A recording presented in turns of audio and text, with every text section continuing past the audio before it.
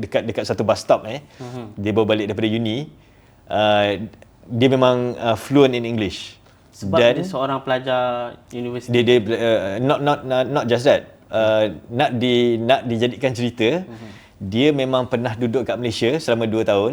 Dia kerja dia sekolah dekat Saiful International School, Jalan Ampang.